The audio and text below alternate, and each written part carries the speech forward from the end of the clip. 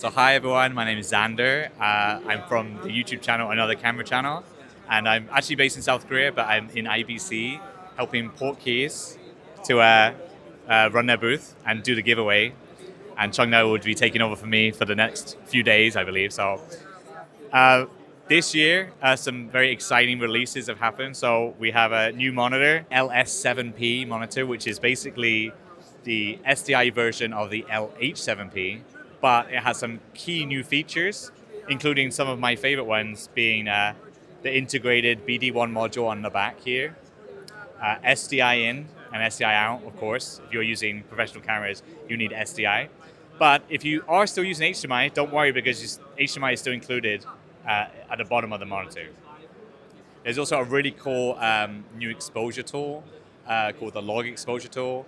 And that basically gives you something that looks like EL zones, which puts different colors on the stops of exposure on your image. But what makes Portkeys system different is that you get to customize the colors of those stops and even turn off stops completely. So if you really care about exposure and you really want to target a specific exposure in your image, you could make that like a pink or a purple and make everything else gray if you wanted to. Or just have them turned off and you'll see the normal image underneath that tool. So I think that's a really good tool that's announced. And the LS7P has that feature.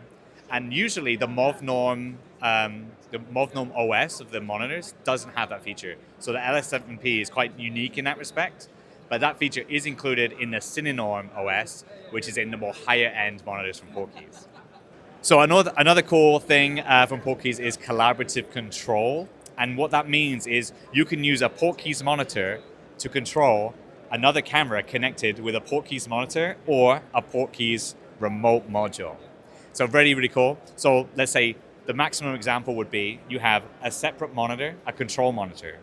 You connect that monitor to 4 different Portkeys monitors, which are connected to 4 different cameras.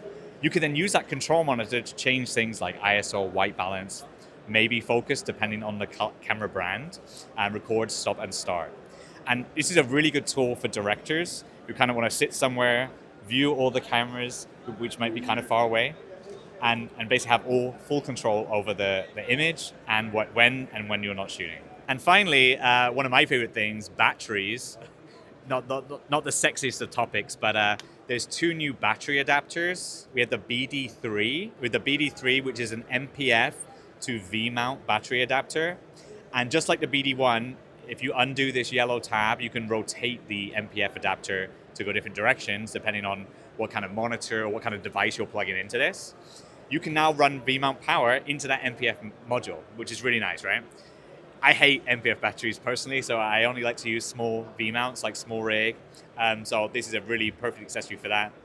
Really good with the smaller, like the new Holyland Pyro 5.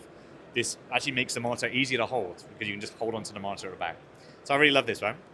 And secondly, we have the BD4, which is essentially the BD1, but with a male version of the V-mount plate. So why would you want that?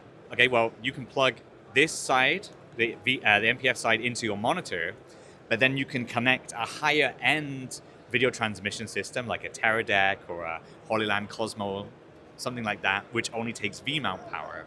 And then you can still power it from your D-tapped like V-mount or something like that.